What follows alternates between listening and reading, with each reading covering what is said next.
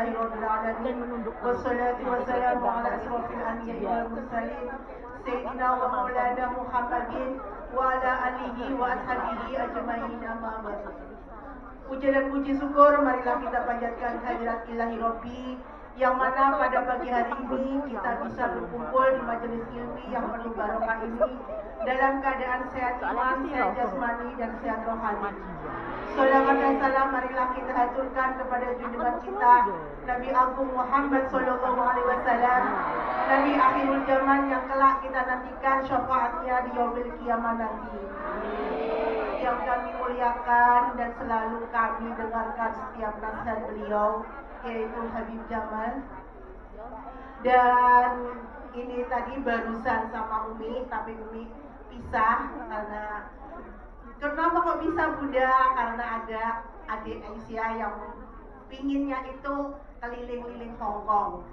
Dan alhamdulillah anaknya tuh cerdas banget, maunya adik nginjil abahnya nih. Saya sebagai ketua panitia di MDZ Ilham dan juga selaku ketua panitia pengajian hari ini mengucapkan beribu-ribu banyak terima kasih kepada Habib. Allah benar-benar mengizinkan beliau datang ke Hong Kong sudah sekian tahunnya, 4 tahun ya. Kangen apa enggak sama Habib? Kangen apa mboten? Ini tadi udah ada amanah, Umi nitip ke Habib dalam keadaan utuh berangkatnya, nanti pulang juga dalam keadaan utuh. Intinya Bib, kita kangen tausiahnya Habib, bukan kangen orangnya. Kalau kangen orangnya sudah ada yang memiliki, tapi kita rindu dengan nasihat beliau, doa beliau, oke? Saya mewakili teman-teman buruh migran yang berada di sini, Bib. Saya minta doa selalu, Bib. Kami minta doa mudah-mudahan kami di sini itu diperlancar rezekinya. Semoga kami itu semuanya itu dimusnahkan segala kegalauan dan segala masalah yang ada di benak kami, karena kami di sini mempunyai masalah semuanya, Bib. Kalau tidak mempunyai masalah, kami tidak akan berada duduk di sini. Mohon doanya nanti ya, Bib ya. Doakan kami, saudara-saudara kami yang terbaring di rumah sakit, mudah-mudahan diangkat penyakitnya. Mudah-mudahan Habib kami, Habib ya, yang majikannya cerewet tidak boleh ibadah, semoga dibukakan hatinya menjadi diperbolehkan sholat. Kami di sini rindu dengan nasihat para kiai, para ulama, termasuk panjenengan Habib G. Dan nanti sebelum Habib mendoakan kami, kita beri hadiah pada beliau ya. Mudah-mudahan beliau sehat walafiat. Mudah-mudahan beliau panjang umur. Rezekinya barokah berkah. Mudah-mudahan beliau selalu dalam lindungan Allah, dijauhkan segala fitnah dan diselamatkan dunia akhirat. Dan mudah-mudahan beliau cuma satu istri selamanya.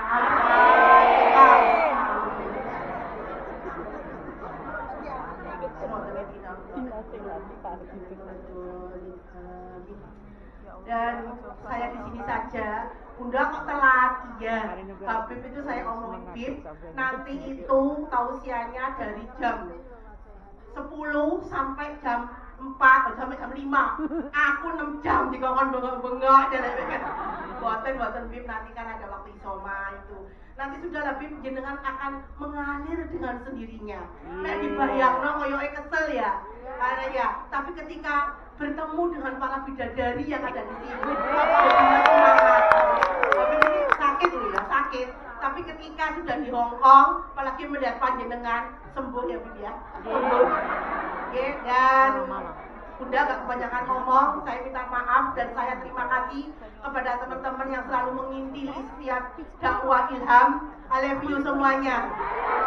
Dan saya berterima kasih kepada Habib, mohon maaf ya Bib ya, atas segala sajian, segala hal sambutan kami. Biasanya Habib kan diundang para pejabat, di sini cuma diundang Bunda Nuris yang jabatannya cuma BABU ya Bib ya. Dan juga saya mohon maaf yang sebesar-besarnya, jangan kapok ya Bib ya. Sudah sekianlah.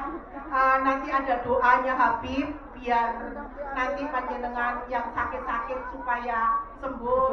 Itu nanti airnya nanti ketika berdoa buka tutupnya ya. Oke, kalau diminum mudah-mudahan sembuh penyakit TKB. Saya akhiri. Assalamualaikum warahmatullahi wabarakatuh. warahmatullahi wabarakatuh. Kepada Habib kami persilakan langsung ya.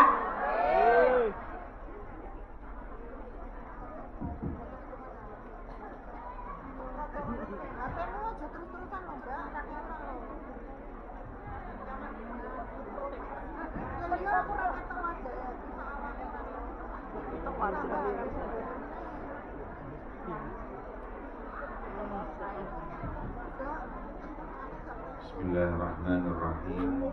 Assalamualaikum warahmatullahi wabarakatuh.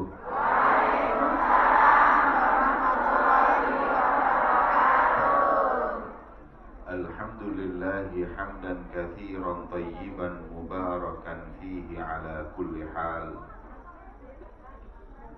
Wa na'udzu billahi min ahwali ahli dhalal. Wa nusalli wa nusallim ala sayyidina wa habibina wa syafi'ina Muhammad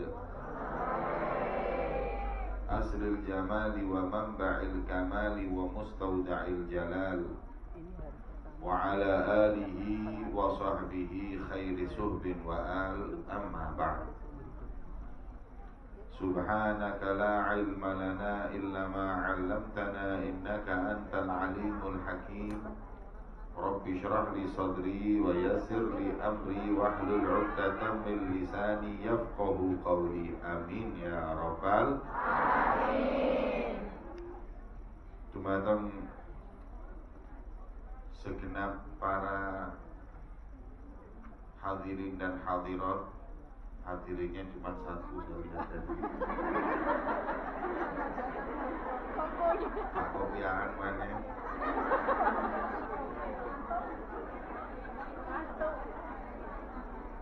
Wabil khusus kepada Bunda Nuri selaku pengasuh Majelis Taklim Ilham dan segenap mungkin majelis-majelis yang lain yang ikut hadir di acara yang diberkahi oleh Allah Subhanahu wa taala ini. Alhamdulillah, kita di pagi hari yang mulia ini bisa berkumpul di majelis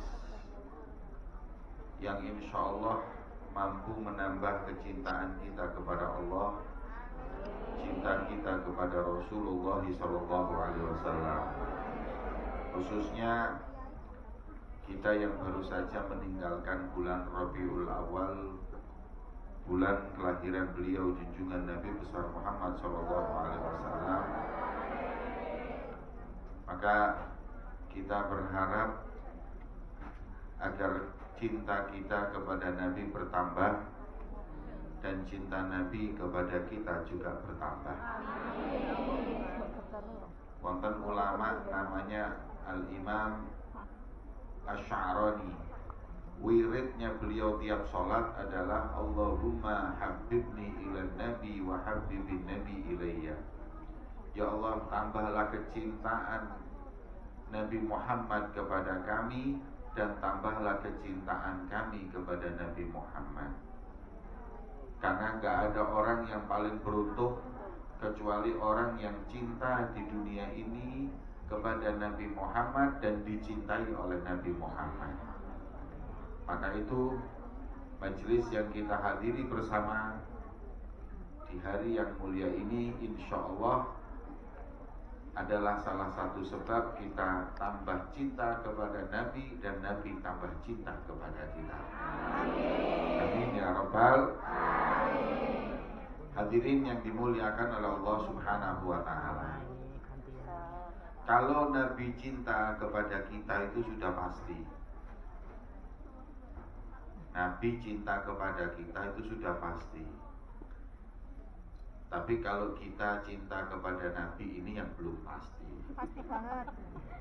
Nabi itu cinta kita karena tiap kali yang disebut umatnya. Ketika ditawari oleh Allah segala hal, Nabi Muhammad permintaannya la ardo ahadan min ummati finnar. Saya gak rela kalau seorang dari umatku ada yang masuk neraka. Itu Rasulullah.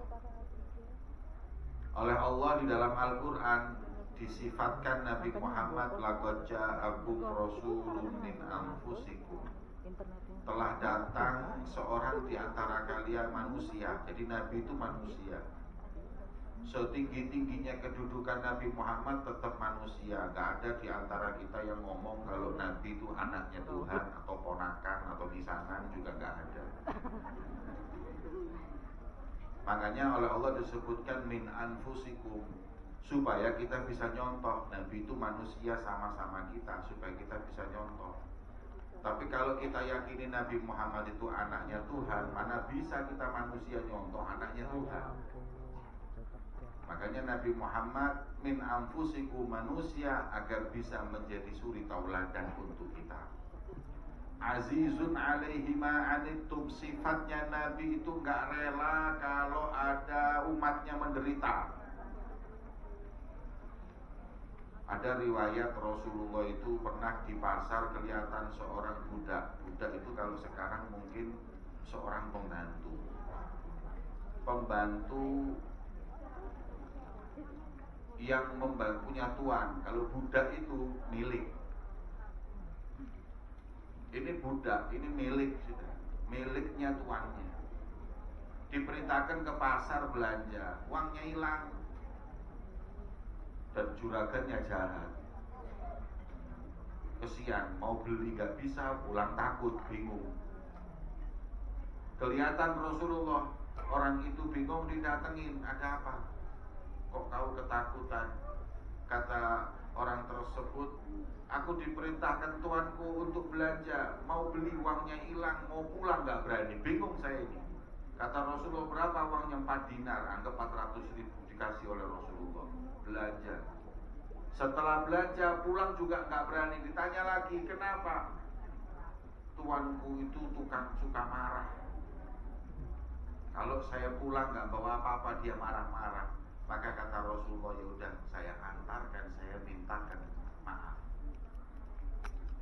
Bayangin hadirin, seorang budak ini diantarkan oleh Rasulullah, ini waktu itu sudah presiden di Madinah. Diantar oleh Rasulullah, ketika sampai di rumah tuannya bingung loh, budaknya kok datang sama Nabi. Akhirnya dia masuk ke rumah, ditutup pintunya, nunggu Rasulullah salam. Diketok pintu, assalamualaikum, gak dijawab, assalamualaikum, gak dijawab. Yang ketiga, assalamualaikum, dijawab. Dibuka pintunya, disambut Rasulullah Shallallahu Alaihi Wasallam. Kemudian ditanya, ya Rasulullah, kok tumben datang ke sini? Aku ngantarkan budakmu yang kesian dia ini, ketakutan. Kemudian kenapa? Tadi dia itu terlambat, dia takut, khawatir kalau kau marah. Makanya saya datang ke sini untuk mintain maaf. Saking senangnya tuannya berkata, ya Rasulullah, saya bukan cuma gak marah, tapi saking bahagianya atas kedatanganmu ke sini, budakku ini aku bebaskan di jalan Allah, merdeka. Wis, saking senengi. Akhirnya alhamdulillah Rasulullah bahagia. Ya Rasulullah, hanya untuk budak inikah kau datang jauh-jauh dari Madinah? Beliau mengatakan, iya, karena saya gak ingin ada seorang daripada umatku sengsara. Jadi Nabi Muhammad itu gak bisa lihat umatnya sengsara. Azizun alaihi ma'anitum, itu artinya Nabi yang gak bisa lihat umatnya sengsara. Nah, katanya ulama, budak ini yang miliknya orang aja Nabi mikirin sampai sebegitunya, mau menyelamatkannya.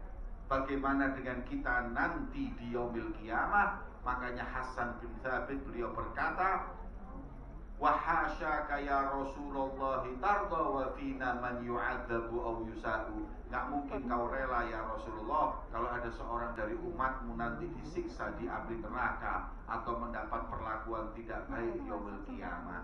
Maka itulah Nabi Shallallahu Alaihi Wasallam begitu cinta kepada kita umatnya. Allahumma sholli ala Muhammad. Cuman ketika Rasulullah selesai, Rasulullah tanya, kenapa salam tadi kok sekali dua kali nggak dijawab? Jawabannya, tuan rumah, maaf ya Rasulullah, kami jawab tapi pelan-pelan. Pas panjenengan assalamualaikum, kita jawab waalaikumsalam. Assalamualaikum. Pas ketiga baru waalaikumsalam. Sebab kalau langsung kami jawab, maka engkau cuma salam sekali untuk kami dan yang tinggal di rumah kami. Cuman satu doa ya Rasulullah, rugi kita. So doa assalamualaikum kan semoga kalian selamat. Kalau Nabi cuma doakan sekali ya kurang. Kalau 3 kali baru istimewa. Makanya kita pelan-pelan jawabnya sampai yang ketiga supaya dibanjiri doa selamat rumah kami olehmu ya Rasulullah. Senyum kanjeng Nabi, masya Allah. Makanya kalau ada kiai yang datang ke rumah sampean jangan dijawab dulu salam. Ada ustaz, ada habib ditunggu sampai 200-300 kali baru dijawab supaya doa kita, doa untuk kita begitu banyak di rumah kita. Allahumma sholli ala Muhammad. Itulah Rasulullah itu cinta kepada kita. Jadi makanya kalau kita ini sudah bisa memastikan kecintaan Nabi Muhammad kepada kita, azizun alaihi ma'anitum harisun alaikum bil mu'minin. Nabi Muhammad itu berupaya apapun dia lakukan agar umatnya selamat. Rasul sallallahu alaihi wasallam sampai pergi beliau itu ke Taif, mau mengajak orang Taif masuk Islam, nggak disambut dengan tolak al-badru, malah disambut dengan batu-batuan. Rasulullah dilempari batu berkucuran darahnya. Kemudian ketika darah itu ada yang mau menetes di tanah, oleh Rasulullah diambil, diusapkan di badannya. Sahabat tanya, ya Rasulullah, kok ya sempet-sempetnya panjenengan itu ngurusi tetesan darah? Kata Rasulullah, aku mendengar tanah ini berkata, kalau satu tetes darahnya Muhammad sampai ke tanah, ke punggungku, aku akan telan semua orang-orang Taif. Maka Rasulullah itu walaupun dilempari batu, tapi tetap Rasulullah itu nggak pengen orang yang melempari batu itu mereka mati, binasa atau diazab. Coba kalau saya, justru saya ciprat-cipratkan itu, biar ketahuan semuanya itu. Dong, orang mau enak-enak mau dakwah, kok ya malah dilempari batu. Tapi Rasulullah bayangkan, nggak mau mereka itu sampai tersiksa, nggak mau mereka binasa. Itulah kecintaan Nabi kepada kita umatnya. Azizun alaihi ma'anitum harisun alaikum bil mu'minina raufur. Nabi sallallahu alaihi wasallam adalah nabi yang dengan orang mukmin rauf rahim, lemah lembut dan sayang. Rasulullah, jangan lagi Nabi Muhammad itu sayangnya kepada manusia, bahkan hewan pun disayang oleh Rasulullah. Gak sedikit loh. Dalam riwayat itu di hadis disebutkan ada sahabat jalan ngambil sarang daripada burung. Burungnya lapor kepada Nabi Muhammad, ya Rasulullah, anak-anakku yang ada di sarang diambil oleh sahabat-sahabatmu. Kemudian Rasulullah memerintahkan sahabat untuk mengembalikan. Bayangin, sampai yang namanya burung pun oleh Nabi diperhatikan dan disayang. Ada riwayat lagi, onta itu nangis ketemu Rasulullah. Orang-orang bingung, loh onta ini nangis kenapa? Didengarkan oleh Nabi. Kemudian Nabi berkata, siapa tuannya onta ini? Fulan ya Rasulullah, kau membebani tugas yang lebih daripada kemampuannya. Kenapa? Onta ini barusan dia itu mengadukan kepada saya. Allahumma sholli ala Muhammad. Sampai binatang pun curhatnya sama Nabi Muhammad sallallahu alaihi wasallam. Saking sayangnya beliau kepada kita umatnya. Belum lagi kepada kita hadirin.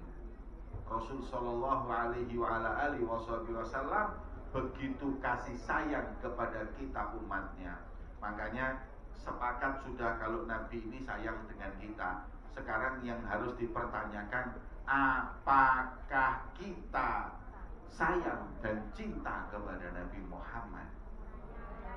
Nah, kalau ngomong sayang, saya berikan kepada panjenengan perkataan Nabi Muhammad, tanda sayang dan cinta itu ada 3. Yang pertama, dalam hadis Nabi disebutkan bahwa orang cinta itu memilih perintah orang yang dia cintai daripada yang lain. Kalau kita itu pilih Nabi Muhammad perintahnya nomor 1, yang lain nomor 3, nomor 4, itu baru disebut kita cinta. Kalau enggak, berarti kita itu belum cinta hadirin. Nah, ini sekarang kita tanya kepada diri kita, perintah Nabi dengan perintah yang lain ini kadang-kadang semuanya kita dahulukan Nabi apa yang lain. Nah, kalau ngomong tok ya percuma. Perintah Nabi itu hadirin, orang kalau cinta itu perintah Nabi nomor 1, yang lain nanti. Rasul Shallallahu Alaihi Wasallam perintahkan sholat, ya sholat. Rasul SAW perintahkan kepada kita nutup aurat, kita nutup aurat. Nabi Muhammad perintahkan kita nutup aurat. Kenapa kita nggak nutup aurat? Berarti kita orang yang buka aurat itu berarti kurang cinta sama Nabi Muhammad. Kenapa? Karena dia lebih mendahulukan perintah yang lain daripada Rasulullah Shallallahu Alaihi Wasallam. Ini. Jadi kalau kita mengatakan cinta kepada Nabi, kita harus dahulukan perintahnya Nabi Muhammad Shallallahu Alaihi Wasallam. Itu berarti cinta. Kayak anak-anak sekarang ini, anak-anak ini kalau sudah cinta dengan pacarnya, perintah pacarnya itu nomor 1. Nggih hadirin. Kalau sudah cinta dengan seseorang, apapun yang dia ingini itu dinomor 1-kan. Sampai kadang-kadang nggak masuk akal pun dilakukan.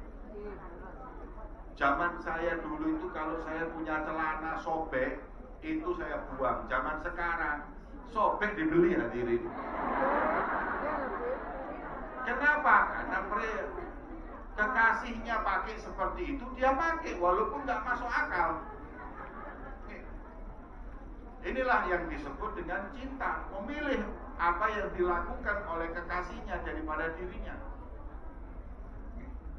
Kalau sudah katanya cinta sama kekasihnya itu 24 jam laporan. Sudah makan sayang? Sudah. Lagi di mana? Fotoin pengajian.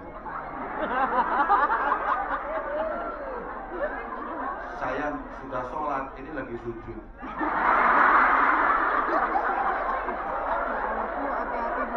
Manipulasi. 24 jam laporan. Oh, dengan ya. Gak masuk akal, kadang-kadang 1:30 malam di WA. Assalamualaikum, tidur tuh bangun. Cuman jawab WA-nya. Ayo ketemuan yuk 1:30 bengi. Tapi karena cinta, ayo gimana kuburan Cino? Ya berangkat. Kenapa? Orang kalau sudah cinta mau berkorban sudah. Pokoknya apapun biar perintahnya itu dia lakukan. Ingkana hubbuka shadiqan la ata'tahu innal muhibba liman yuhibbu muti'u. Memang di mana-mana kata orang Arab, kalau cinta itu sejati kau akan taat di mana-mana. Orang yang cinta itu taat dengan orang yang dia cinta itu di mana-mana. Sampai ada namanya Abdullah bin Umar, sahabat Nabi itu saking cintanya sama Nabi, di mana Nabi pernah duduk atau berhenti dia di situ lakukan. Nabi itu pernah dulu naik kendaraan berhenti di situ. Beliau kalau naik kendaraan berhenti di situ. Kenapa? Saking pinginnya sama dengan yang dia cintai. Dalam kitab Risalah Mu'awalah disebutkan ada orang itu sangat cinta sama Nabi, sampai makanan aja tanya Nabi Muhammad makannya apa. Sampai dia itu pernah dikasih semangka, nggak mau dimakan, tanya dulu Rasulullah pernah makan semangka enggak? Kalau nggak makan saya nggak mau makan. Dicari di hadis, oh ya Rasulullah pernah makan semangka. Nah sekarang saya makan. Kalau nggak makan Nabi saya nggak makan. Itu orang kalau sudah cinta itu seperti itu hadirin. Sesuatu itu nggak suka, kalau kekasihnya itu suka jadi suka. Iya betul. Itu memang orang kalau cinta. Lah ini orang kalau cinta sama Nabi seperti itu. Lah semangka ini ketika mau dimakan bingung motongnya dari tengah apa dari atas. Karena Rasulullah makannya dulu dari tengah apa dari atas, bingung dia.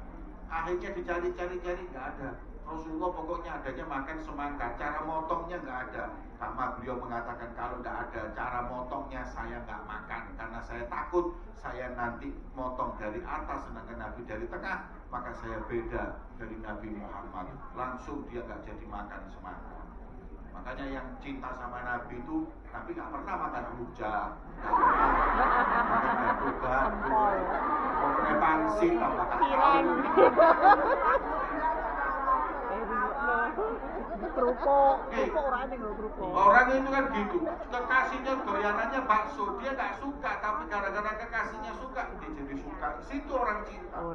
Kita itu kalau cinta sama Nabi, apapun yang diperintahkan yang disukai Nabi kita lakukan.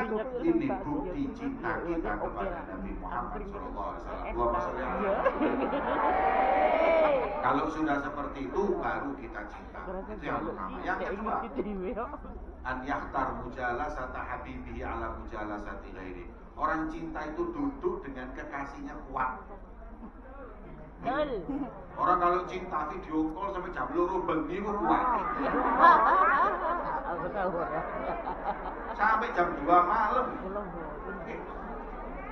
WA sampai subuh. Kenapa? Itu memang adalah orang cinta. Orang cinta itu seperti itu. Tapi kalau orang Duduk atau berdialog dengan orang yang dia cinta itu kuat. Nah sekarang kita semuanya ganti karenanya cinta sama Nabi. Tapi kita kan Seberapa kuat kita duduk sama Rasulullah. Duduk sama Rasulullah di mana? Di Madinah, nggak perlu di Madinah. Di sini setiap kali kita ngaji nuntut ilmu itu kita duduk dengan Rasulullah. Sebagaimana Imam Sa'al Kasturi beliau berkata, barang siapa yang ingin duduk dengan Nabi, maka duduklah dengan pewaris Nabi. Nuntut ilmu, membawa Al-Quran dan hadis Nabi, maka kita seakan-akan duduk bersama Rasulullah Sallallahu Alaihi Wasallam. Nah, kalau kita duduk di majelis 4 jam, 5 jam kuat, ya ini berarti kita cinta sama Nabi. Ada khotib Jumat di tangga saya itu, zaman corona kemarin. Khutbah Jumat itu biasanya 10-15 menit, dia khutbah itu setengah jam. Sepakat sak masjid itu doakan dia cepat mati kena corona. Bayangkan, suwi ini wong ini kalau perasaannya. Khutbah kelamaan itu loh, ngamuk semuanya. Padahal kalau kita duduk dengan orang yang kita cintai nggak ada kata kelamaan. Semuanya indah. Baik. Kita ini hadirin, kalau sudah cinta kayak yang biasanya cowok ini kan senang main sepak bola. Sepak bola itu 2 kali 45 menit itu 2 jam. Itu kalau habis itu pasti ngomongin cepat. Kok begitu cepat, gak terasa 2 jam, 2 kali 45 menit itu selesai sama istirahatnya. Belum kalau ada tambahan waktu, belum kalau ada yang namanya penalti, bisa sampai 3 jam. Itu mereka merasa waktu yang singkat. Kenapa dianggap singkat? Karena mereka cinta dengan pemain-pemain bola, maka waktu lama itu terasa sedikit. Ibu-ibu kalau lihat film India itu ya 3 jam. Apalagi yang main Syahrukh Khan radhiyallahu anhu. Kacol. Yang main Syahrukh Khan 3 jam itu gak obat. Anaknya ngomong khusyuk. Lihat idolanya main itu kuat. Berjam-jam kuat. Kenapa? Karena cinta. Nah kalau kita masih belum bisa baca Quran berjam-jam, kita belum bisa bersolawat kepada Nabi berjam-jam, kalau kita belum bisa merasakan ngaji berjam-jam, maka kita belum dinyatakan cinta kepada Nabi Muhammad SAW. Kita kan kalau umpama hadir pengajian, hadir acara apa itu kadang-kadang subhanallah ngantuk. Apa menit tahlilan. Afdalu dzikri fa'lam annahu la. Sikile wis mulai glosor. Turu saiki berkatan metu baru tangis. Nah ini repot hadirin. Ya, orang kalau cinta itu nggak kayak gitu. Orang kalau cinta itu fokus, waduh, fokus dengan kekasihnya. Karena sekarang dia lagi duduk dengan Nabi Muhammad Shallallahu Alaihi Wasallam. Itu kita, masya Allah. Kalau kita lebih sekarang apa namanya, ada satu ulama besar namanya Habib Umar bin Abdurrahman Atos. Beliau Habib Umar bin Abdurrahman itu ngomong, tuh lihat. Kita ini cinta sama Nabi dibanding mereka cinta sama artis saja kalah. Buktinya apa? Konser itu 3-4 jam berdiri. Ada enggak? Konser itu 3 jam macam Mahalul Qiyam itu dari awal sampai akhir. Kita kan cuma baca Mahalul Qiyam paling 15 menit terus duduk lagi. Mereka Mahalul Qiyam toh, enggak ada duduknya. 3 jam, 4 jam konser itu mereka lihat. Lihat acara K-pop dulu, acara apapun yang namanya artis itu berdiri joget-joget itu 3-4 jam kuat. Dan kita ini ya Allah hadirin, cuman sebentar tok berdiri terus duduk lagi. Kadang-kadang kalau kelamaan kiam aja ngamuk-ngamuk, ya Allah, perasaannya belas pengaruh.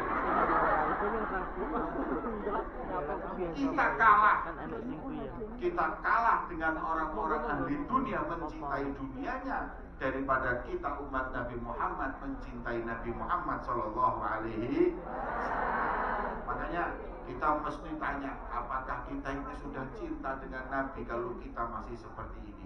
Mari sing seneng ngaji, yang istiqomah kita nuntut ilmu, insya Allah ini sebagai bukti kecintaan kita kepada Nabi Muhammad. Allahumma sholli ala Muhammad. Yang terakhir, memilih ridho kekasihnya daripada ridho yang lain. Yang penting itu Nabi ridho, yang lain nggak ridho nggak apa-apa. Orang ini cinta itu seperti itu. Kadang orang anak-anak muda ini kalau nyontoh kepada kekasihnya, dia nggak ngurus. Rambut dicat hijau, dicat kuning, itu mereka nggak peduli loh, kan nggak pantas, nggak peduli. Yang penting ridho kekasihnya. Ambean itu kalau yang dicat wong bule-bule itu kan lumayan, nah. Putih, mancung terus dicat, terus matching. Lah wong Ponorogo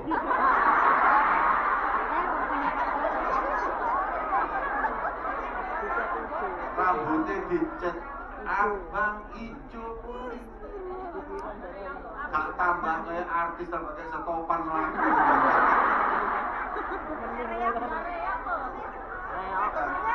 Yang seperti itu kan gak ngoco hadirin. Ada lagi yang niru-niru orang barat, ya gue sedikit drum foto, selfie, tiga status. Lo lewat barat, ya sticknya drum, terus foto status, itu kan rotok, memang nyambung, matching. Galek wong godang lagi.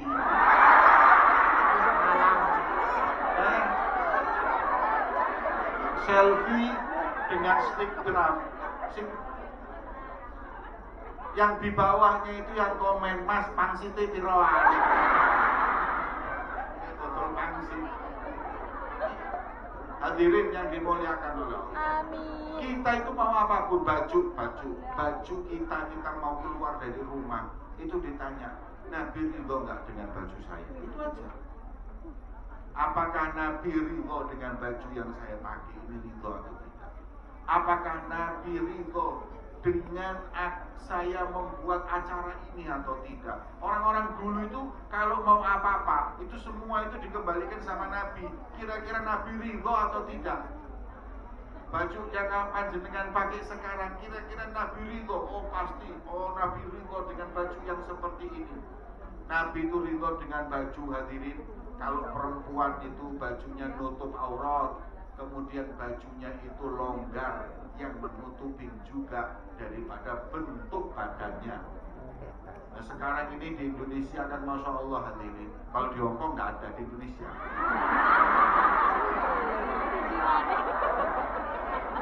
Jilbabnya rawapet, kelambine ya rawapet.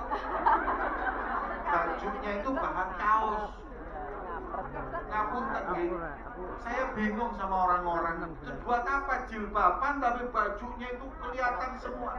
Dulu sahabatnya Nabi itu, istri-istri mereka atau sahabat perempuan itu kalau berdiri nggak kelihatan mana depan mana belakangnya. Kenapa? Karena bajunya longgar. Lah kalau sekarang jilbabnya Masya Allah, tapi bajunya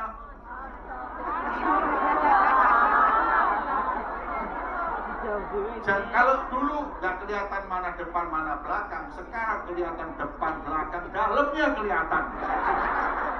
Ngapunten, bajunya orang sekarang ya perempuan ya muslimah dilihat sih. pakai baju yang sampai kadang-kadang laki-laki dari depan laki-laki yang lihat ngomong, ini baju dalamnya ukuran berapa tahu? Kenapa? Ya karena mereka nggak nutup aurat beneran hadirin. Apa kira-kira yang seperti itu diridhoi oleh Nabi Muhammad SAW? Enggak. Nah makanya orang kalau cinta itu tidak gitu. Mau keluar rumah dilihat baju saya diridhoi enggak sama Rasulullah. Mau ngadakan pernikahan di rumahnya juga mikir, ini kira-kira Nabi Muhammad ridho enggak ya kalau saya buat pernikahan seperti ini. Jadi orang-orang dulu itu gitu hadirin selalu bertanya, Rasulullah ridho enggak ya? Makanya pagi hari yang mulia ini, kalau Rasulullah ditanya hadirin ya Rasulullah ridho enggak engkau dengan kami berkumpul di sini menuntut ilmu, bersolawat kepadamu? Insya Allah Nabi pasti akan meridhoi kita semua di siang hari yang mulia ini. Amin ya Rabbal Alamin. Sing gak diridani Kanjeng Nabi itu kalau kita kepak kumpul di pak pak taman apa ya? Hotel saya tadi dulu Victoria Park. Victoria Park duduk ngerasani wong lah itu tak. Makanya saya itu dulu itu alhamdulillah ada corona itu alhamdulillah. Gara-gara corona itu kan banyak dosa-dosa yang berkurang. Ini gara-gara maskeran itu kan ngerasani jadi berkurang. Makanya saya berharap masker itu sudah nggak perlu dicopot, ini perlu dijahit. Khususnya buat ibu-ibu ini dosa paling banyak dari lisan. Kalau bapak-bapak itu dosa terbanyak dari mata. Meripati kerodok. Gak iso ketok sing bening-bening itu gak iso. Iki jelalatan iku wong lanang. Makane wong lanang iku lek gawe masker penting di moto. Iku luwih selamat. Kalau ibu-ibu masker memang perlu di lisan. Kenapa? Ngurangi ngerasani wong, ngurangi ghibah. Masya Allah, kadang-kadang ibu-ibu ini kalau nganter anak ke TV, anak ngaji sih oleh sak lembar, ibu-ibu ngerasanya oleh petang jus. Nah makanya gara-gara corona mereka pakai masker. Gara-gara masker ini ngerasa di males kok gak enak sih ngerasanya. Makanya saya berharap kalau bisa masker gak usah dicopot, tidur pun pakai masker. Hadirin yang dimuliakan oleh Allah, ridhonya Nabi itu nomor satu. Kalau Nabi rela, apapun kita lakukan. Baju kita tanya, Nabi rela atau tidak. Mau ngawinkan anak atau kita ini hadir pernikahan, juga kita tanya sama Nabi, kira-kira rela nggak pernikahan seperti ini? Nah, pernikahan kadang-kadang mengundang penyanyi-penyanyi elektron, kelambi nggak karu-karuan, untuk disawer. La haula wala quwata illa billah. Kita mau anak kita sakinah mawaddah warahmah, tapi ketika kita nikahkan, kita undang orang-orang yang enggak diridhoi Allah dan enggak diridhoi Nabi Muhammad SAW. Maka yang seperti itu kita enggak akan pernah mampu mendapatkan ridho Nabi Muhammad SAW. Jadi hadirin yang dimuliakan oleh Allah, kalau kita cinta sama Nabi, kata Rasulullah buktinya 3. Dulu kan perintah Nabi, yang betah duduk sama Nabi, pilih ridho Nabi, ini baru kita dinyatakan cinta kepada Nabi Muhammad Sallallahu Alaihi Wasallam. Maka itu, ayo, Rasul Sallallahu Alaihi Wasallam sudah berupaya begitu maksimal menyelamatkan kita semua di dunia sampai akhirat. Maka bagaimana kita nggak mencintai beliau Rasulullah Sallallahu Alaihi Wasallam? Nabi itu datang di dunia ini hadirin, membawa misi yang begitu besar, merubah dunia yang gelap jadi terang benderang bersama Nabi Muhammad. Dulu nih hadirin, umat ini dulu jahiliyah. Kata Allah dalam Al-Quran, jahiliyahnya dalam 4 hal. Yang pertama, jahiliyah, dhulul jahiliyah, fanatik kayak orang jahiliyah. Kita eling no sampean. Boleh kita itu punya majelis, boleh kita punya partai, tapi kalau fanatik dengan majelis dan partai itu berarti jahiliyah. Ada orang punya majelis kayak Obama, duduk sama majelis yang lain nggak bisa, ini berarti jahiliyah. Kenapa? Semua majelis punyanya Nabi Muhammad. Kenapa kita mau fanatik? Satu, partai juga gitu. Sampean yang mau pilih 01 monggo, mau pilih 02 monggo. Kalau sekarang ada 303 monggo, silakan. Fanatik jahiliyah. Ingat kemarin 2019 gara-gara beda pilihan, tetangga saya besanan batal. Mungkin yang ini 01, ini 02. Akhirnya mau besanan, ketahuan pilihannya beda, batal. Setelah batal, gak taunya yang ini jadi presiden, yang ini jadi menteri, bagi-bagi jatah. Yang wis batal ini mau balik lagi ya isin. Ya ini fanatik kayak gini nih dibuang, gak ada manfaatnya. Di Madura sampai Carok, orang Carok mati. Setelah mati, delok wong-wong rangkulan. Getun iki mati man, ya Allah, apa udarane sampai mati. Makanya sekarang juga begitu. Nanti ini 2024 sama. Sudahlah sama. Mereka itu semuanya satu rumpun, tinggal rebutan bagi-bagi wis. Sampean yo tetep, siapapun yang menang yo tetep. Terus kok jadi menteri ngono ah? Ono. Jangan percaya sama saya. Jangan berantem, jangan putus silaturahim gara-gara mereka. Mereka ini semua cari uang, cari jabatan. Kita mau dikorbankan, jangan.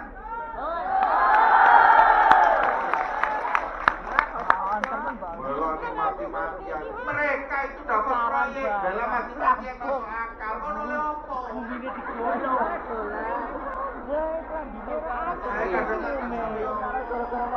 Begitu juga ulama, kesian ulama di negeri kita itu kesian. Kadang ada yang nggak paham. Akhirnya dia dijadikan apa? Bemper, dipakai sana, dipakai sini, kesian.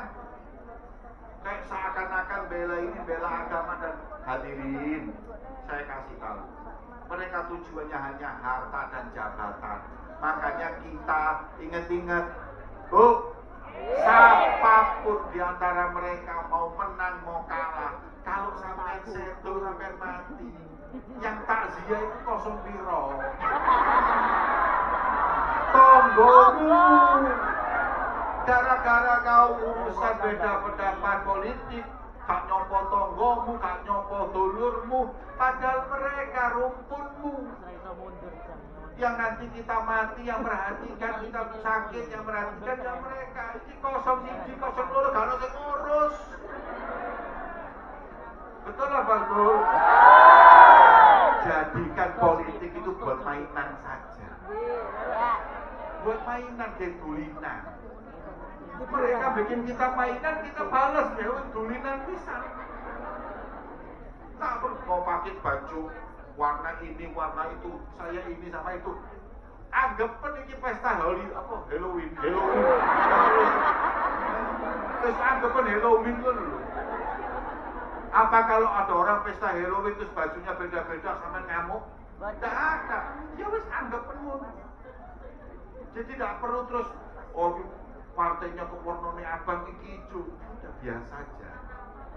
Biasa aja. Ini hanya pesta demokrasi, jangan terlalu dimasukkan hati. Karena semua tiga-tiganya yang akan menjadi presiden, insya Allah semuanya baik kok. Semuanya muslim, semuanya insya Allah baik. Udah selesai. Sampean punya hak untuk memilih terserah. Tapi kalau berantem jangan. Nyesel. Nih, kalau kasih eling zamannya, saya diceritain bapak saya dulu. Zamannya partai masih 3. Ada enggak yang ingat partai masih 3? Iya. Yang ingat itu berarti sampean sudah tua. Iya, Beb. Ini Golkar. Partai 3. Zaman dulu partai itu cuma 3. P3, Golkar, PDIP. Toh tak ada Nasdem, tak ada partai Gerindra, kalau kabeh hanura, ada cuma 3. Partai pertama P3 ini gambarnya apa? Dalil. Orang kalau nggak nyoblos Ka'bah berarti sholat nggak masuk Ka'bah. Di Quran disebutkan tempat yang pertama kali dibangun oleh Allah adalah Ka'bah. Maka barang siapa yang nggak nyoblos Ka'bah, imannya dipertanyakan. Beliau udah gambarnya Ka'bah ini. Yang bingung nomor 2 ini datang ke ulama, Yai, ini Ka'bah ini pakai nama agama supaya dicoblos lah. Saya gimana? Saya kan juga muslim. Oh gampang, saya carikan dalil. Dicarikan dalil di Quran. Dalilnya adalah firman Allah, walladzina yubayyi'unaka tahta syajarah. Mereka lah wahai sang Rasulullah, sahabat-sahabatmu yang membaiatmu di bawah pohon. Wah itu pohon beringin. Berarti sahabat-sahabatmu itu Golkar kabeh. Ini dalil, ayo sampai nanti wong-wong. Orang harus nyoblos beringin. Kenapa? Karena mereka yang membaiat Nabi. Sing nomor 3 itu banteng bingung. Datang ke kiai, ngapunten kiai. Quran itu wonten dalile banteng iki. Karena kiai nyocok kuatir tak golekno dalil. Apa kiai? Quran itu surat yang paling panjang Al-Baqarah. Al-Baqarah itu banteng. Sampaikan ke mereka, barang siapa yang tak nyoblos banteng berarti tidak percaya dengan Al-Baqarah. Nah, semuanya mengambil ayat Quran untuk kepentingan politik, kepentingan kekuasaan. Nah, Nabi Muhammad itu hadirin datang ke sini dunia menghancurkan keyakinan fanatisme. Fanatik itu gak perlu. Nih, ini hamiyah ini bahaya. Jangan fanatik. Kita sama-sama orang Jawa, ada orang Madura jangan fanatik, ada orang Melayu jangan fanatik. Kita semua serupun umat Islam. Boleh kita itu ngadakan dengan satu kelompoknya untuk kebaikan, boleh. Tapi kalau fanatik untuk kepentingannya atau fanatik merendahkan yang lain, ini kata Rasulullah, la fadla alal aswad wal abyad, putih hitam gak ada bedanya. Bule, Cina, Jawa, Arab, India gak ada bedanya kecuali takwa kepada Allah Subhanahu. Ini hadirin pernah Bilal itu kan negro, tukaran sama Abu Dzar. Katanya Abu Dzar, kok ini negro tangan nyangkep. Langsung dilapor ke Nabi Muhammad, ya Rasulullah, tadi Abu Dzar berantem sama Bilal. Katanya ya Sauda, ya anak wong negro. Oh iya, dipanggil oleh Rasulullah. Bilal, betul kau berkata seperti itu, betul. Kemudian Rasul mengatakan, fikam ru'un jahiliyah. Tak taunya kamu masih punya sifatnya jahiliyah. Jadi sifatnya jahiliyah itu yang fanatik itu sifatnya jahiliyah. Nabi nggak ngajarkan kita seperti itu. Ini saya ingat di umat Islam yang ada di mana, di Hongkong ini, Jangan kita terlalu fanatik, mau fanatik golongan, mau fanatik majelis, mau fanatik politik atau partai dan lain-lain. Semua jadikan itu sebab kita bersatu, bukan menjadi sebab kita cerai-berai, bermusuhan satu dengan yang lain. Karena Nabi melarang kita untuk fanatik, hamiyah jahiliyah. Semoga insya Allah kita semakin cinta karena Allah. Amin. Ini Nabi Muhammad datang itu, orang-orang itu fanatik-fanatik, dilangi dengan kanjeng Nabi. Lah kalau kita kembali, ya berarti jahiliyah lagi.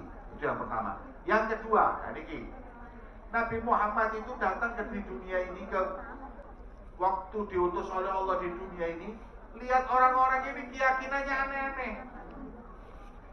Orang sing wedi di bulan Safar.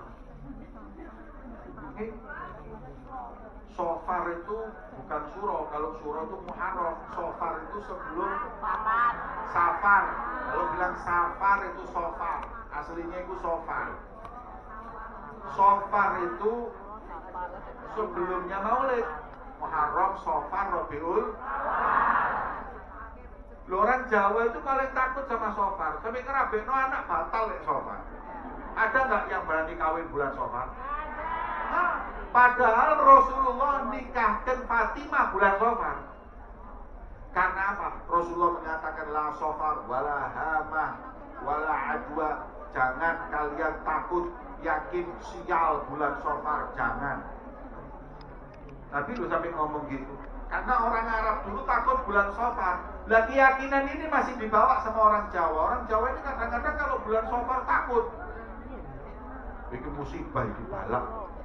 Mau nikah aja bulan Safar digagalkan, jangan Safar. Nanti berat nikah kok pegatan. Hadirin, semua hari baik walaupun lebih baik ada. Tapi kalau hari sial tidak bulan masih Safar. Nek jujur ya, bulan Safar itu jarene apes. Jujur apes gawe kiai gawe habaib. Sebab wis bulan Safar kan undangan gelas. Sampai kita ini kiai habaib bulan Safar musuh kuru-kuru. Dia alami. Tapi bulan Maulid melembung kabeh wis. Takut. Saya mau tanya, kadang-kadang kita ini mau nikah mau apa, tanya sama orang, dihitung sih. Ingat gak dihitung? Weton itu dihitung. Oh kan rabi iki cocok nang jenengmu sapa iki sapa delok. Oh dihitung ini, oh gak cocok. Engko gak iso gak duwe anak kon. Ini semuanya betul jahiliyah. Jangan buang, tinggal. Nggak ada seperti itu. Rasulullah nggak ngajarin. Maaf ya, kita ini kadang-kadang masih bal-balan main sepak bola. Main sepak bola itu mainnya tanggal berapa, jam berapa, tanya dulu. Kiai, itu mencoba kapan menangi grup ini. Padahal saya mau tanya, ayo Arema main sama Manchester United, hitungan kapan menang? Dihitung-hitung, oh wis ketemu piro, yaumul kiamah. Bu, Anda tahu enggak orang kaya, mungkin di Hong Kong ini ada orang kaya, kayak Jackie Chan lah, sugih. Kalau di dunia ini orang kaya namanya siapa? Bill Gates. Bill Gates itu sampean tanya, Bill Gates, sampean pelihara keris apa? Akikmu merek apa? Nang Gunung Kawi pikiro. Makanya orang itu hadirin, kalau mau kaya itu ikhtiar yang rasional. Jangan kalau mau kaya percaya kayak gitu-gitu. Itu lho simpen rezekimu untuk malu berlipat ganda. Wes gak mungkin. Kalau ada orang punya barang yang kalau disimpan bisa melipat gandakan harta, gak mungkin didol. Betul atau betul? Gak mungkin. Ini akik ya sampai kalau pagi ini, wah rezekimu lancar. Ya gak ada saya ngedol. Siapa sih ngasih ngedol? Kalau rezekinya lancar kok dijual kan gak masuk akal.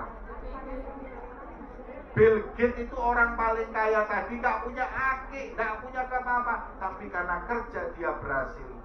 Lah kita ini umat Islam ini hadirin, kadang-kadang kalau mau kaya ini ya Allah, pikirannya aneh-aneh, maunya instan.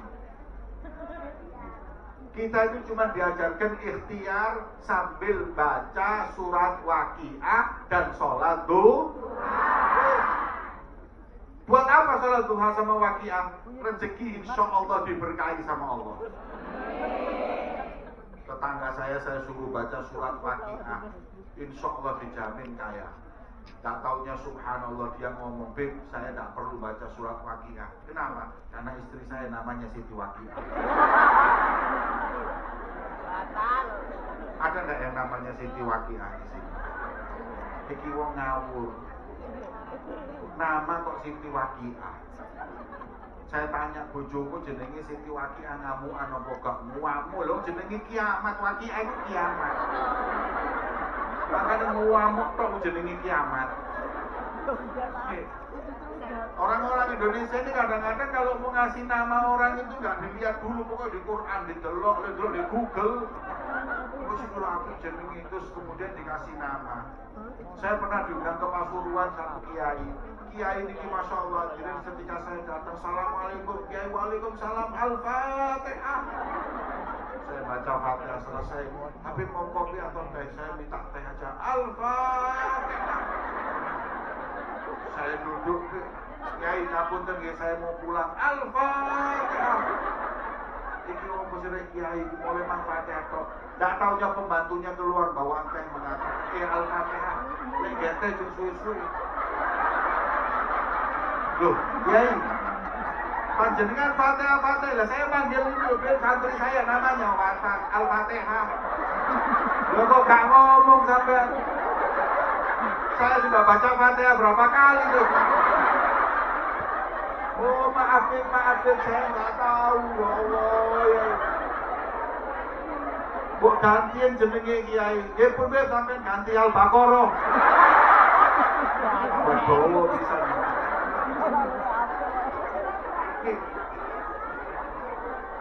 Jadi kalau ngasih nama yang benar. Dan ini kita baca surat Waqiah setelah asar dan baca atau sholat duha, insya Allah rezeki lancar sambil ikhtiar. Tapi ini sampai ini yang paling banyak jadi sasaran ini wong itu jadi Hongkong. Dia kali lewat WA, dia kali kalau sampai rezekimu lancar instan, itu tak mungkin hadirin. Apalagi banyak kena orang mau gandakan uang. Ada itu. Ada di Jawa Timur tuh orang bisa gandakan uang. Coba sampai pikir. Kalau saya Habib Jamal ini bisa menggandakan uang, kira-kira sing tak gandakno duitku ke duitmu?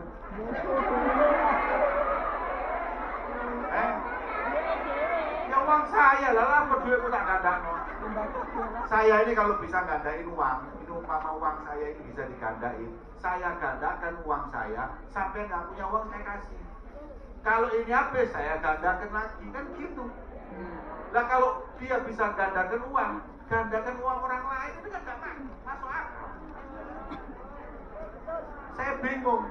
Gitu yang datang ya ulama, ya habaib dia ke sana. Kiai juga ke sana. Pejabat juga ke sana. Jadi saya lihat kalau sudah urusan sama duit, ini orang goblok dada. Akhirnya tertipu orang-orang dan lain-lain. Gak mungkin ada orang bisa menggandakan uang, itu gak mungkin. Walaupun jujur dulu pernah saya mau ke sana.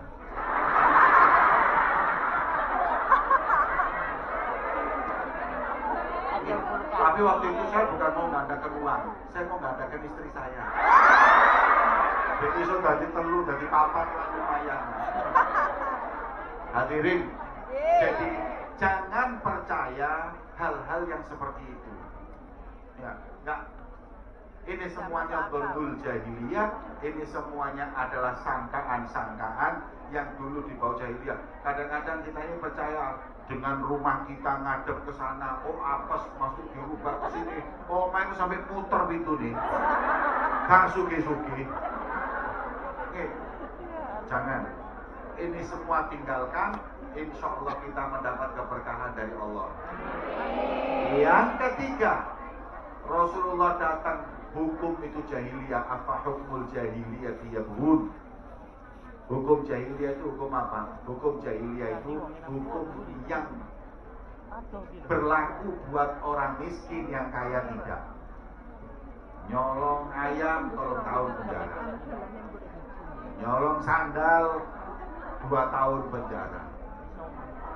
Oke, orang kalau nyuri ayam namanya apa? Hah? Orang kalau nyuri sandal di masjid namanya maling. Tapi kalau nyuri uang rakyat 200 miliar namanya koruptor. Makanya kalau namanya koruptor masuk penjara, keluar nyalon lagi, namanya bukan maling. Maling itu kalau nyurinya 2 juta, kalau nyurinya 200 miliar, koruptor. Makanya Profesor Dr. Quresyad gak setuju istilah itu, harus dihapus. Orang yang nyuri uang rakyat tetap namanya masuk penjara, keluar masuk maling, jadi calon presiden, calon wali kota, calon legislatif, tak mungkin mau maling. Tapi kalau koruptor masuk penjara, keluar tetap dia nyalon lagi, aku duduk maling, koruptor. Makanya kalau nyolong ojo titik-titik, itu jenenge maling. Ojo nanggung nyolong sing wakil pisan, itu jenenge koruptor. Edan apa gendeng nih? Makanya, ya, apakah hukum jahiliyah yang kalian mau? Katanya Rasulullah SAW itu pernah ada orang datang, ya Rasulullah, ini bangsawan, jangan kau potong tangannya karena mencuri. Kata Rasulullah apa? Jangan lagi bangsawan, anakku Fatimah kalau nyuri pun aku potong tangannya. Allahumma sholli ala Muhammad. Ini Rasulullah seperti ini hadirin, memegang kepemerintahan hukum. Dia nggak bedakan siapa yang salah kena hukum. Coba lihat, maaf, saya mau tanya, banyak mana orang Islam di Hong Kong atau di Indonesia? Hah? Saya tanya lagi, makmur mana Hong Kong sama Indonesia? Kenapa Hong Kong bisa makmur padahal nggak banyak orang Muslim, tapi Indonesia kok nggak bisa makmur padahal banyak Muslim? Kenapa? Karena hadirin yang dimuliakan, di sini hukum berlaku untuk semua. Tapi di Indonesia enggak, hadirin, berlaku sama orang miskin. Orang kaya hukum bisa diatur. Kalau di sini tidak, di Singapura tidak, di tempat-tempat. Makanya negara yang seperti itu hukumnya rapi, hukumnya adil, kaya. Tapi kalau kita hukumnya kalau apabila hukumnya nggak adil, kita akan oleh Allah dicabut keberkahan. Loh hadirin, kalau saya lihat Hongkong di Indonesia ini kalau sampai ini segini emas ake. Di Indonesia emas tuh pakai Mas Parto, Mas Tito, Mas Imam, Mas Paijo.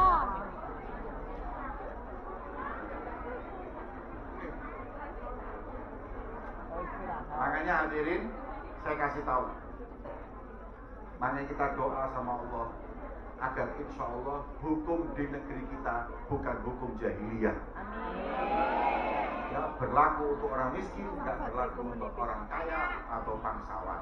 Semoga Allah jadikan hukumnya hukum yang penuh berkah. Amin ya Rabbal Alamin. Terakhir, Rasulullah bersabda, Allah berfirman, jangan kau berbusana jahili. Busana jahiliyah itu apa? Kasihan Arya bajunya tapi pakai baju tapi telanjang, minim, bajunya minim. Jadi kadang-kadang ngomong Indonesia kok ditiru. Saya ini heran, kita sudah pakai baju seperti ini bagusnya, seperti ini terhormatnya, kita jangan niru hadirin. Orang-orang yang baju-bajunya itu Mereka seperti bajunya jahiliyah. Apa baju jahiliyah? Pakai baju tapi telanjang, alias bajunya minim-minim. Coba sampean lihat kadang-kadang orang-orang yang pakai baju akan tetapi membuka semua ya badannya hingga nggak punya rasa malu. Ini seperti orang manusia purba. Manusia dulu kan kutangan di celonoan kok. Tambah maju kenal baju, tambah tertutup. Makanya orang tambah maju, tambah tertutup. Nah kalau ini tambah maju, tambah terbuka, berarti dia nggak maju, dia dekat manusia purba. Nah sampean ini yang modern, ini kayak sampean. Ini baru modern. Yang buka-bukaan itu nggak modern, justru mirip manusia purba. Di barat ada orang non-muslim, dokter perempuan pinter tapi pakai cadar. Ditanya sampai ini Islam, bukan. Kok pakai cadar? Saya cuma mikir, zaman itu tambah maju, baju tambah tertutup. Semakin sempurna, semakin tertutup. Kalau terbuka, kembali lagi ke zaman purba. Makanya setiap orang yang semakin tertutup, semakin maju, semakin terbuka, semakin purba. Napa malih wis purba, celonone cekak, kaos kutange bapake digawe, Baik. wireng maneh, rambutnya keriting, numpak sepeda motor Mio, daftarno nang di kebun binatang Wonokromo. Hadirin, jangan kalian itu berbusana-busana jahili. Saya itu istri saya pakai cadar. Saya ke Australia diundang acara di sana di Australia. Ada seorang wanita, kan saya masuk toko, lihat-lihat di mall. Ada satu orang lihat baju istri saya. Orang yang toko tadi itu megang bajunya istri saya sambil mengatakan, nice dress. Apa nice dress itu? Rokmu.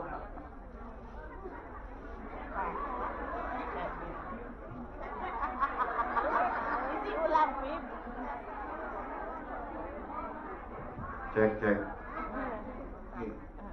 Warna bajumu bagus. Maknanya orang-orang yang bajunya seperti itu kepingin seperti sampean yang bajunya seperti ini. Jangan sampean yang kepingin bajunya ngono wong nggih celana cekak nice dress. Itu malaikat kapok wong.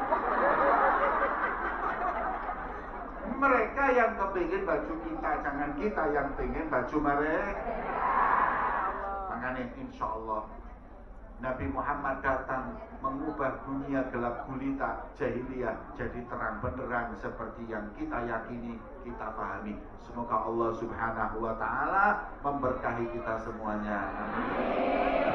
Amin. Hadirin yang dimuliakan oleh Allah, saatnya sebelum saya tutup dengan doa, niki akan nanti ada sholawatan sambil akan di apa niki? Gelar surban untuk nanti dibuat uang tadi untuk dakwah ya. Untuk dakwah yang insya Allah bisa membawa kemaslahatan, manfaat untuk kita semuanya. Amin ya rabbal. Sebelum ditutup, saya ingin mengingatkan di setiap majelis kita, di setiap perkumpulan kita, jangan melupakan mendoakan saudara kita yang di Palestina. Mungkin peperangan cepat usai dan semoga Allah memberikan kemenangan untuk saudara kita di Palestina. Amin ya rabbal alamin. Allahumma ja'al jam'ana hada jam'an marhuma wa tafarruqana min ba'dihi tafarruqan maksuma wa la taj'al fina wa la ma'ana syaqiyan wa la mahruma. Allahumma hdina bihudak wa ja'alna mimman yusari' fi ridhak wa la tuwallina waliyan siwak wa la taj'alna mimman khalafa amrak wa asar. Hasbunallahu wa ni'mal wakil wa la hawla wa la quwata illa billahil aliyil azim. Rabbana atina fid dunya hasanah wa fil akhirati hasanah wa qina adzabannar. Wassallallahu ala sayyidina Muhammadin wa ala alihi wasallam. Alhamdulillahi rabbil alamin. Bismillahil Fatihah.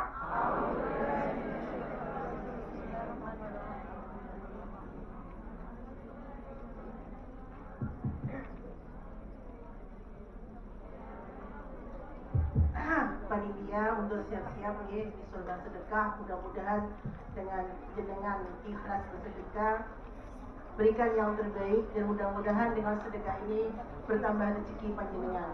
Amin. Ikhlas ya? Ikhlas, geng? Sallu ala Nabi Muhammad.